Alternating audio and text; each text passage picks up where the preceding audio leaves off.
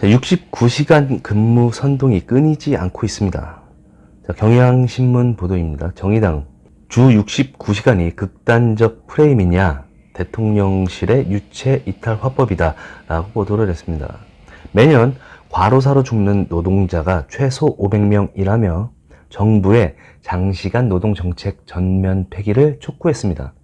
주 최대 69시간이라는 정책은 다른 어디에서도 아닌 정부의 제안에서 시작됐다 라고 했습니다. 얼핏 들으면 틀린 말이 없어 보입니다.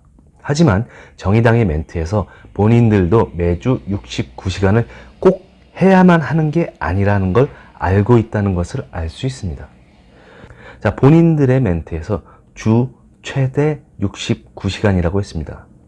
즉, 주 최대 69시간, 꼭 매주 69시간과는 다른 뜻이죠. 주 최대 69시간과 꼭 매주 69시간, 이 차이를 모두 알고 계시겠죠.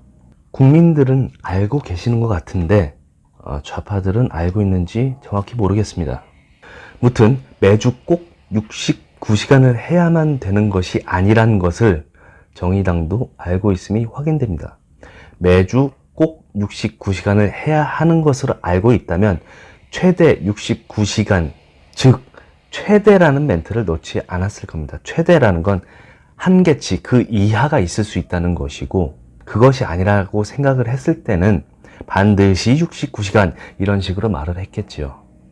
자, 민주노총은 주 60시간은 짧은가, 과로사 조장, 윤 대통령을 고발한다 라고 연합뉴스가 보도하였습니다. 북한의 지령을 받고 지령대로 활동했음이 확인된 민주노총과 정의당이 같은 말을 하고 있습니다.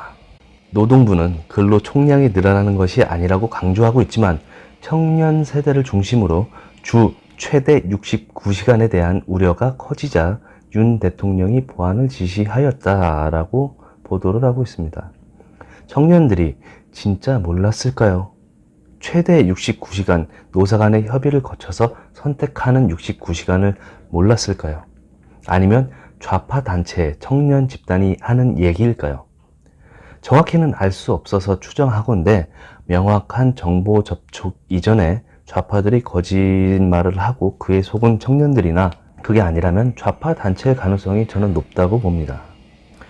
이에 김대기 청와대가 아니라 대통령실은 이제 69시간 극단적 프레임이 씌워져 있다. 현장 의견 들으며 보완하겠다라고 TV조선이 보도했습니다. 자, 내용은 진위가 제대로 전달되지 않았다. 69시간이라는 극단적이고 일어날 수 없는 프레임이 씌워졌다 라고 했습니다. 저는 이런 방식이 너무 답답합니다. 프레임이 씌워짐을 강조하는 게 아니라 69시간을 오해한 부분을 중심으로 설명을 했어야 된다고 생각합니다. 프레임 중심으로 설명을 한다, 말을 한다면은 야당에 대한 반박이 되는 것입니다. 근데 이거는 야당의 반박이 필요한 것이 아니라 국민들이 하고 있는 오해에 대한 충분한 설명이 필요한 부분입니다. 즉, 오해에 대한 해명을 중심으로 말을 해야 국민이 오해를 풀고 설명을 들을 수 있는 상황이 되는 건데, 중점을 프레임이란 언어로 두고 있다는 것이 참 아쉽습니다. 제발 이런 정책적인 오해에 대한 설명을 할 때는 반박을 할 때와는 좀 다르게 했으면 좋겠고, 그 방법이나 언어 선정에 있어서 조금 더 신경을 썼으면 좋겠다는 생각이 듭니다. 이런 디테일한 부분이 너무 부족하니까 프로파간다 싸움에서 좌파한테 늘 지는 것이 아닌가 하는 생각이 듭니다. 주 최대 69시간제는 매주 꼭 69시간을 해야 하는 것이 아닙니다.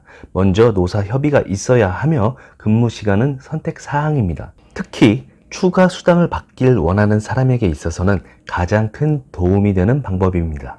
69시간을 강제로 노동시킬 수 있는 곳은 염전노예 같은 범죄지를 빼면 존재할 수가 없습니다. 합법적 정책을 기반으로 하는 곳이 어디에 존재하는지 한 곳이라도 예를 든다면 좌파들의 말은 거짓이 아님을 알 수가 있습니다. 하지만 존재하지 않는 곳을 말할 수는 없으니 좌파들의 의견이 거짓이라는 것은 오늘도 증명이 되어가고 있습니다.